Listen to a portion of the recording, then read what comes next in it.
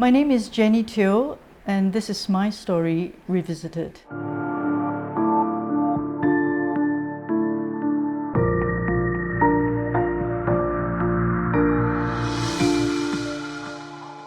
I found my son in the study on the ground floor, and he was stiff and cold, and his lips were white.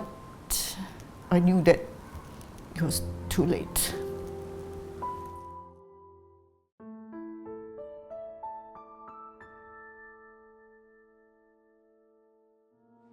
I used Magdalene in the past because I was suffering from so much self-stigma as a suicide loss survivor.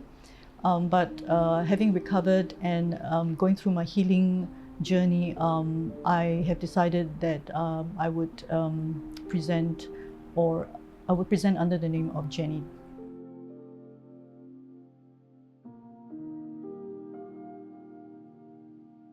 I was scared when I first found him because it was like, is he dead? Is he still alive? Those were thoughts that ran through my mind. And I couldn't believe it was like self-denial because I felt that just about 7 hours earlier he seemed okay, and I had said goodnight to him, and in the morning he was gone. It was just all too sudden. I was totally lost. I felt I had lost my sense of purpose, and thoughts were running through my head like, should I also just do it? I couldn't believe it because suicide was something that I didn't think would ever happen to my family.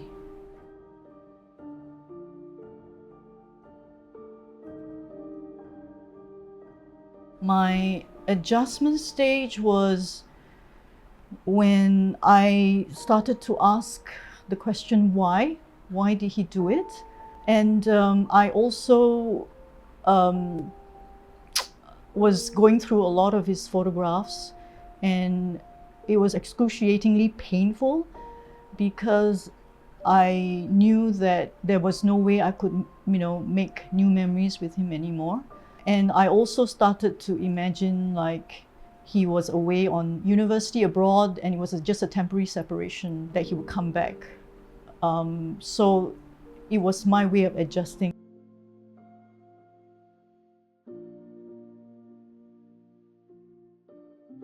My acceptance stage was when I think my first closure came when Silent Cry, the first episode, was posted on YouTube. I think I had my first closure in the sense that I felt that, okay, it's a self-declaration that I'm now a suicide loss survivor, and that my son is gone.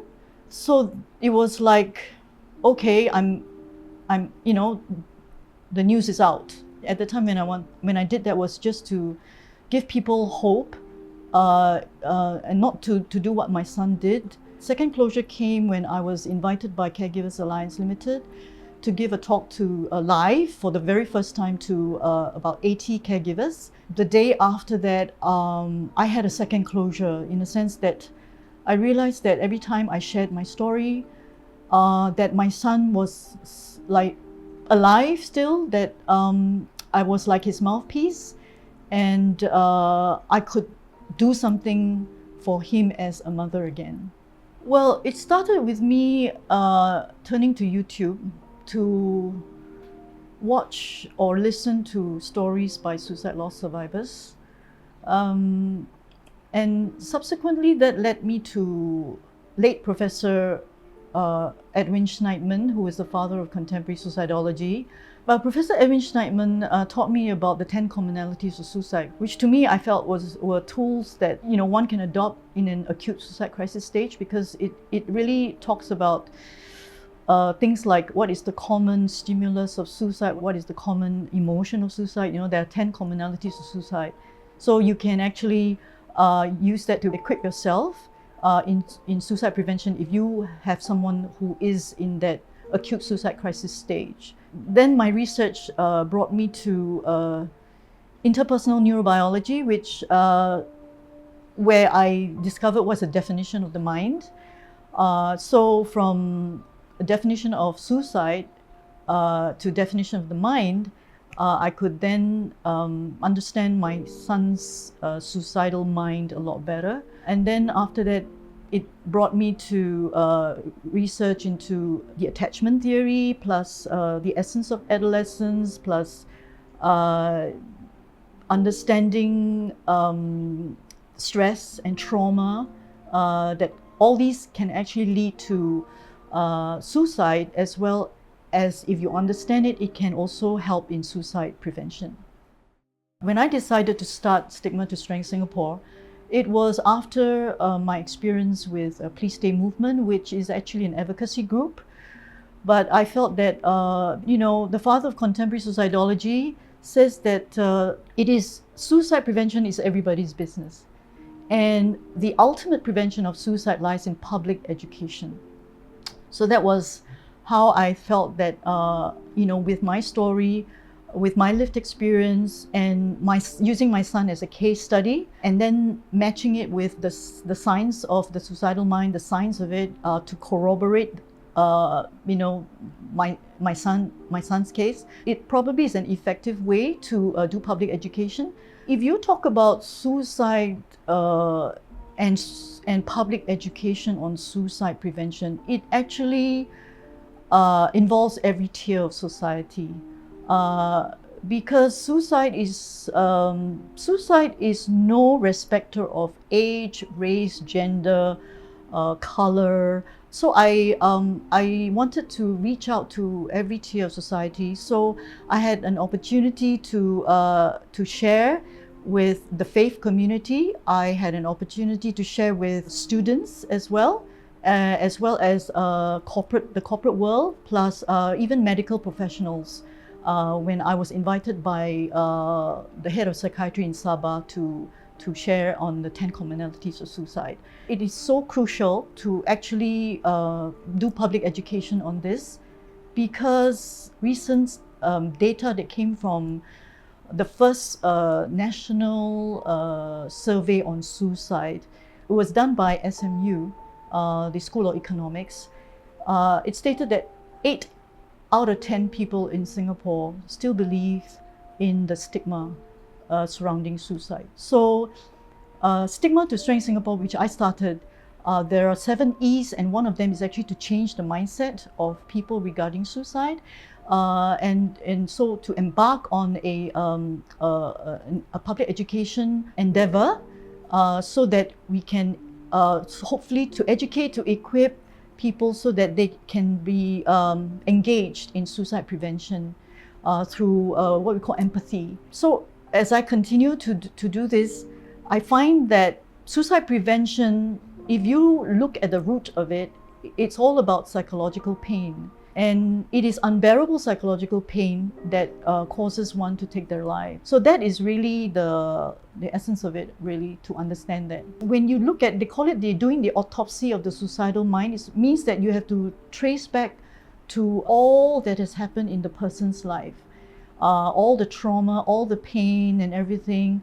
And from there you understand how the person came up with the decision to end their unbearable psychological pain. Why do I go upstream? And with parents and all that. And this is something which I'm doing with Caregivers Alliance to target parents and caregivers when it comes to suicide prevention, to help them understand the suicidal mind behavior. And I've also done a book which is Grieving and Living.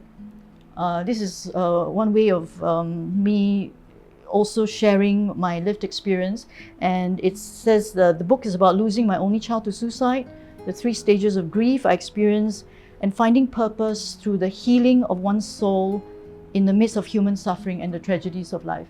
So this is something that it's one of the things that I've also done, and as I'm led to do more, I hope that what I have so far started will continue to impact people's lives, and most of all to change the mindset and for them to understand so that they can engage in suicide prevention.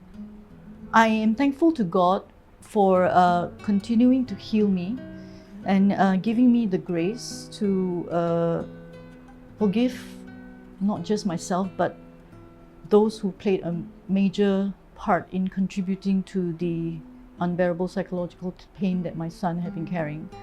Through all this healing of my loss, I'm thankful that I am able to become my son's mouthpiece and he my silent partner in my work as I continue to do this work in suicide prevention, not just upstream, downstream as well, and using my lived experience together with evidence-based research.